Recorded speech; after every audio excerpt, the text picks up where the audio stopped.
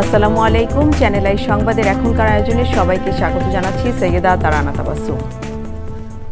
বিস্তারিত সংবাদের শুরুতেই জানিয়ে দিচ্ছি ফ্রেশ আটা ময়দা সুজি সংবাদ শিরোনাম। বিএনপি জামাত ও এনসিপির সঙ্গে প্রধান উপদেষ্টার বৈঠক, জাতীয় পার্টির ব্যাপারে আওয়ামী লীগের মতো সিদ্ধান্তের পক্ষে জামাত। চট্টগ্রাম বিশ্ববিদ্যালয় এলাকায় ১৪৪ ধারা জারি, শনিবার শুরু হওয়া সংঘর্ষে উপাচার্য, শিক্ষার্থী, সাংবাদিক, গ্রামবাসী সহ আহত ১৫০-র বেশি। নির্বাচনের পথে হাঁটাই সময়ের দাবি বললেন তারেক রহমান। অন্তর্বর্তী সরকার যত বেশি দিন ক্ষমতায় থাকবে ততই তাদের দুর্বলতা দৃশ্যমান হবে মন্তব্য। এবং সিরিজের দ্বিতীয় টি-20তে বাংলাদেশ নেদারল্যান্ডসের খেলা সোমবার, ১ ম্যাচ হাতে রেখে টাইগারদের সিরিজ জয়ের হাতছানি।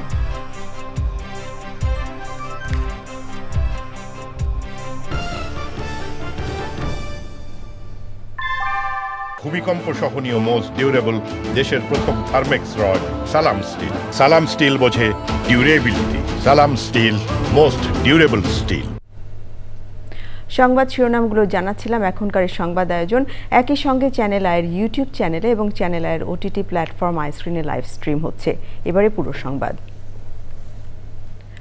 ভাড়া বাসার দারোয়ানের হাতে নারী শিক্ষার্থী লাঞ্ছিত হওয়ায় জোবরা গ্রামবাসীর সঙ্গে চট্টগ্রাম বিশ্ববিদ্যালয়ের শিক্ষার্থীদের রাত থেকে শুরু হওয়া সংঘর্ষ আজও চলছে। দুই পক্ষের ধাওয়া পাল্টা ধাওয়া এবং ইট পাটকেলে আহত হয়েছেন বিশ্ববিদ্যালয়ের উপাচার্য, শিক্ষার্থী, সাংবাদিক, গ্রামবাসী সহ ১৫০-র বেশি। হাসপাতালে ভর্তি ৮১ জন।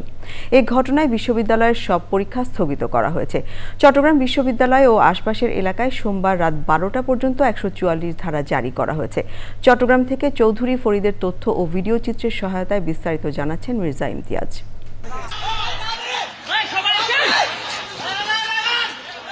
রাতভর সংঘর্ষের পর চট্টগ্রাম বিশ্ববিদ্যালয়ের ২ নম্বর গেট এলাকায় জোবরা গ্রামবাসীর সঙ্গে রোববার সকাল থেকে আবারও সংঘর্ষ হয় শিক্ষার্থীদের।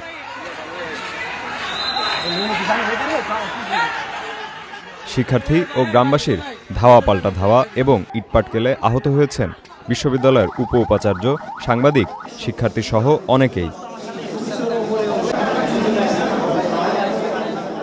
আজকে এই ঘটনাটা নতুন না, এর আগে অনেকবার হয়েছে। সব এই প্রশাসনের গাফিলতির কারণে আজকে আবার সেই হামলার পুনরুত্তর হয়েছে। সকল ছাত্রলীগের ক্যাডাররা, সকল বড় বড় ক্যাডাররা এখানে ঢুকে হেলমেট পরে সংঘর্ষের সময় জোবরা গ্রামের বিভিন্ন কটেজে আটকা পড়া শিক্ষার্থীদের উদ্ধারে অন্যরা গেলে তাদের উপর হামলা চালায় গ্রামবাসী। Mirza Imtiaz, channel I.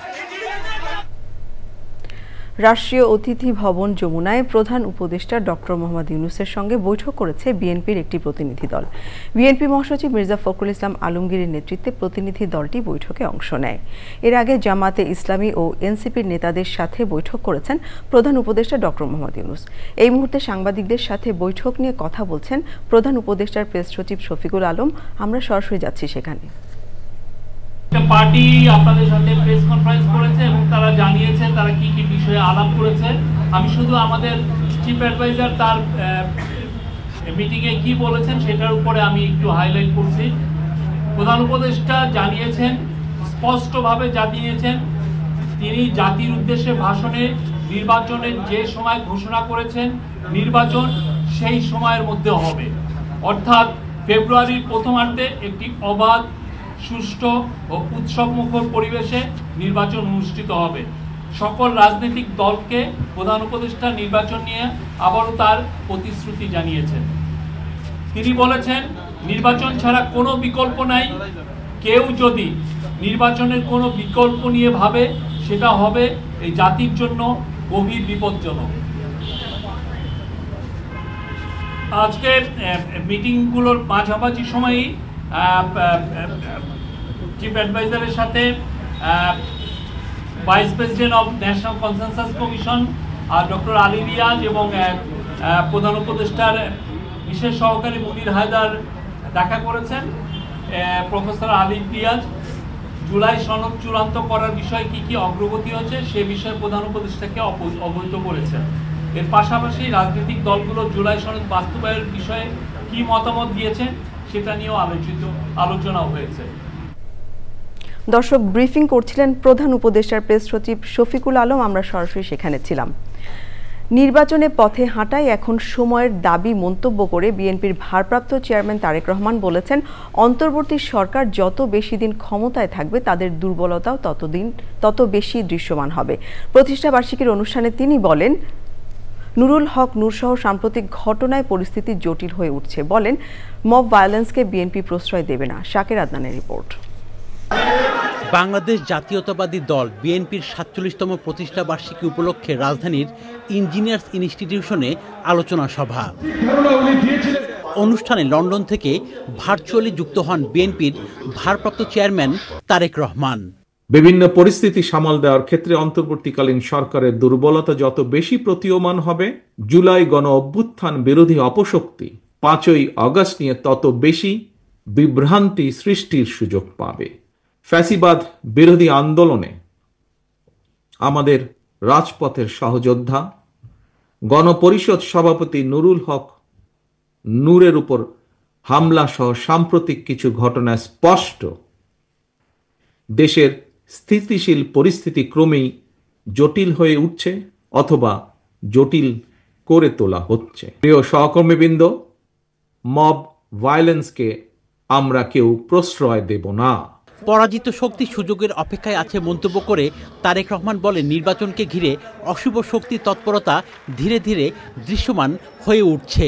অন্তর্বর্তীকালীন সরকার যখন জনগণের অধিকার প্রতিষ্ঠার পথে হাঁটছে, তখন কোন রাজনৈতিক দল নির্বাচনের মাধ্যমে জনগণের অধিকার প্রতিষ্ঠার পরিবর্তে তাদের দলীয় স্বার্থ চরিতার্থ করার জন্য নানা শর্ত আরোপ করছে।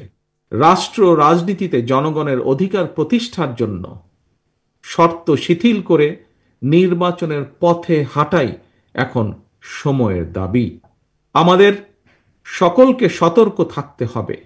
আলোচনায় বিএনপির ভারপ্রাপ্ত মহাসচিব মির্জা ফখরুল ইসলাম আলমগীর সহ কেন্দ্রীয় নেতারা অংশ নেন। শাকের আদনান, চ্যানেল আই, ঢাকা। এবারে বাংলাদেশ নেদারল্যান্ডস টি20 সিরিজ।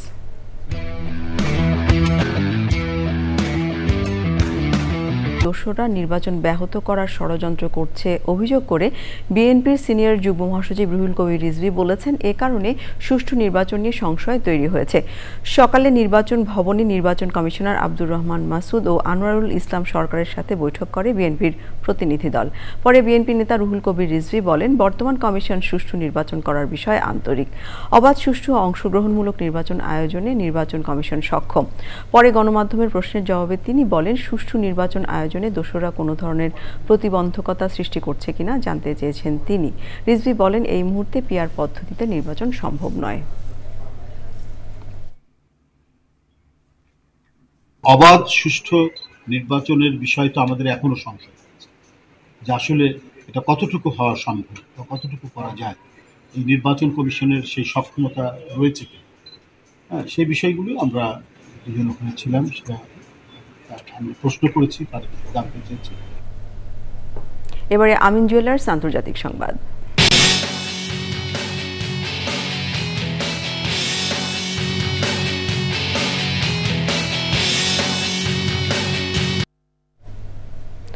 মার্কিন প্রেসিডেন্ট ডোনাল্ড ট্রাম্পের অতিরিক্ত শুল্ক আরোপের পর চীন ও ভারতের সঙ্গে যুক্তরাষ্ট্রের সম্পর্কের টানাপোড়েনের মধ্যে সম্পর্কের ভিত্তি যেন আরও নড়বড়ে হলো নরেন্দ্র মোদীর চীন সফরকে ঘিরে। চীন সফরে একে অপরের পাশে থাকার প্রতিশ্রুতি ব্যক্ত করেছে বেইজিং ও দিল্লি। সাংহাই কোঅপারেশন অর্গানাইজেশনের সম্মেলনে যোগ দিয়েছেন রাশিয়ার প্রেসিডেন্ট ভ্লাদিমির পুতিনও। এই পরিস্থিতির মধ্যে আসন্ন ভারত সফর বাতিল করেছেন ট্রাম্প। বিস্তারিত সুব্রত গাইনের রিপোর্ট। চীনের সাংহাই কোঅপারেশন অর্গানাইজেশন এসসিও সম্মেলন বিশ্বে এখন আলোচনার কেন্দ্রবিন্দু। কেননা মার্কিন প্রেসিডেন্ট ডোনাল্ড ট্রাম্পের অতিরিক্ত শুল্ক আরোপের পর এক টেবিলে আলোচনায় বসেছেন চীনের প্রেসিডেন্ট শি জিনপিং, ভারতের প্রধানমন্ত্রী নরেন্দ্র মোদী ও রাশিয়ার প্রেসিডেন্ট ভ্লাদিমির পুতিন সহ ২০ দেশের নেতারা। এই সম্মেলনকে কেন্দ্র করে ৭ বছর পর চীনা প্রেসিডেন্ট শি জিনপিং মোদির দ্বিপাক্ষিক বৈঠক হয়েছে। বৈঠকের পর ভারতের প্রধানমন্ত্রী নরেন্দ্র মোদী সামাজিক যোগাযোগ মাধ্যম এক্সে নিজের ও চীনা প্রেসিডেন্টের ছবি পোস্ট করেন। সেখানে তিনি লেখেন, এসসিও শীর্ষ সম্মেলনের ফাঁকে শি জিনপিংয়ের সঙ্গে ফলপ্রসূ বৈঠক হয়েছে। মোদিকে স্বাগত জানিয়ে জিনপিংও পারস্পরিক সমন্বয়ের বার্তা দিয়েছেন। বলেছেন প্রতিবেশী হিসেবে একে অপরের পাশে থাকা জরুরি। এমন পরিস্থিতির মধ্যে ভারত সফর বাতিল করেছেন মার্কিন প্রেসিডেন্ট ডোনাল্ড ট্রাম্প।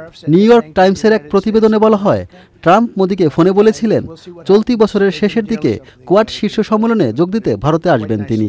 কিন্তু ট্রাম্পের ভারত সফরের এই পরিকল্পনা এখন আর নেই। Subrata Gain, channel I. এবারে কৃষি সংবাদ।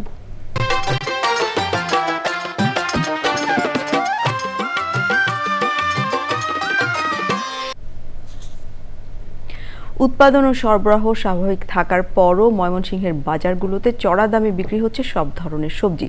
সপ্তাহ ব্যবধানে সবজিতে দাম বেড়েছে 30 থেকে 40 টাকা। বেশি দামে সবজি কিনতে গিয়ে ক্রেতাদের গুনতে হচ্ছে বাড়তি টাকা। ব্যবসায়ীদের অজুহাত বৃষ্টির কারণে ফসলের ক্ষতি হওয়ায় বেড়েছে সবজির দাম। সিন্ডিকেট ভাঙতে বাজার মনিটরিংয়ের দাবি ক্রেতাদের। এবারে প্রকৃতি সংবাদ।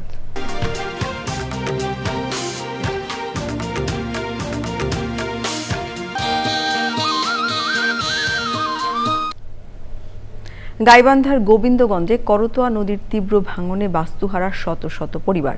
কয়েকদিনের ব্যবধানে নদীতে বিলীন হয়েছে 50টির বেশি ঘরবাড়ি ও বিস্তীর্ণ ফসলি জমি।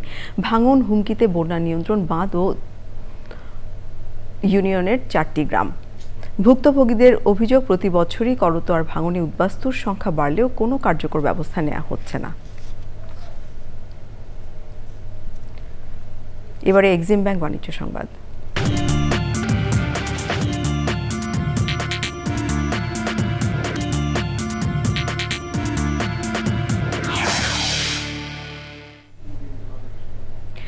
ফোর্বস ম্যাগাজিনের তালিকায় এশিয়ার শীর্ষ 100 স্টার্টআপে বাংলাদেশের রাইড শেয়ারিং কোম্পানি পাঠাও ও চাকরি খোঁজার ক্ষেত্রে সহায়ক ভূমিকা পালনকারী সম্ভব স্থান পেয়েছে। 2015 সালে প্রতিষ্ঠিত পাঠাও অ্যাপটি রাইড শেয়ারিং এর পাশাপাশি খাদ্য সরবরাহ, ই-কমার্স, লজিস্টিক্স, ফিনটেক সহ বিভিন্ন সেবা প্রদান করছে। ভোক্তা প্রযুক্তি খাতে ফোর্বসের তালিকায় আরও স্থান পেয়েছে স্টার্টআপ কোম্পানি সম্ভব বাংলাদেশের মানুষকে দক্ষতা ও লক্ষ্য অনুযায়ী উপযুক্ত চাকরি খুঁজে পেতে সাহায্য করে। এই প্ল্যাটফর্মের মাধ্যমে চাকরি প্রার্থীরা ডিজিটাল প্রোফাইল তৈরি করে আবেদন এবং অনলাইন প্রশিক্ষণে অংশ নিতে পারেন। সম্ভব ব্যবহার করে প্রার্থীদের মূল্যায়ন, নিয়োগ প্রক্রিয়ায় আউটসোর্স করা ও বেতন ভাতা পরিশোধ ব্যবস্থাপনাও করতে পারে সরকারি বেসরকারি প্রতিষ্ঠান। আবারও নিয়ে নিচ্ছি বিরতির আপনারা দেখছেন চ্যানেল আই সংবাদ। নুরুল হক নূরের ওপর আক্রমণের ঘটনায় জড়িতদের বিরুদ্ধে দ্রুত সুষ্ঠু তদন্তের দাবি জানিয়েছেন গণ অধিকার পরিষদের সাধারণ সম্পাদক রাশেদ খান। বিকেলে যুব অধিকার পরিষদের 5ম প্রতিষ্ঠা বার্ষিকীর আয়োজনে তিনি আরও বলেন, গণ অধিকার পরিষদের উপর আক্রমণের মধ্য দিয়ে জাতীয় পার্টিকে বিরোধী দল বানানোর চক্রান্ত ব্যর্থ হয়েছে।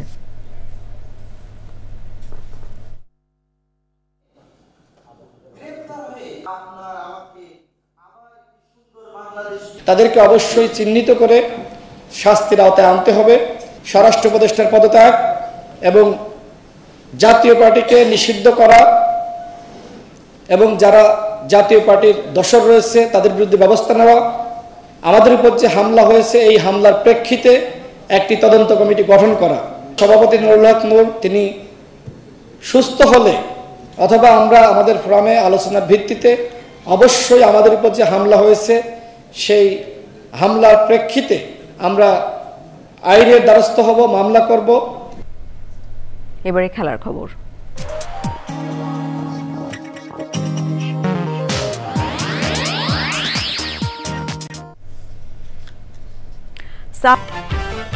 বিএনপি, জামাত ও এনসিপির সঙ্গে প্রধান উপদেষ্টার বৈঠক। জাতীয় পার্টির ব্যাপারে আওয়ামী লীগের মতোই সিদ্ধান্তের পক্ষে জামাত।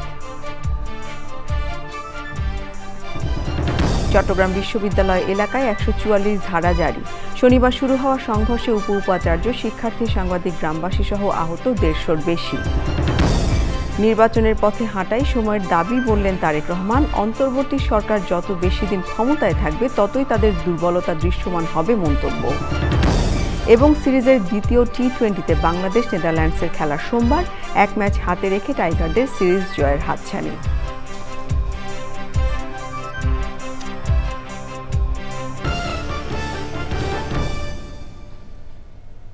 চ্যানেল আই সর্বশেষ সংবাদ জানতে ভিজিট করুন channelionline.com এ যুক্ত থাকুন আমাদের সোশ্যাল মিডিয়া প্ল্যাটফর্মগুলোর সাথে। এই ছিল আমাদের এখনকার সংবাদ আয়োজন। ধন্যবাদ সবাইকে এতক্ষণ।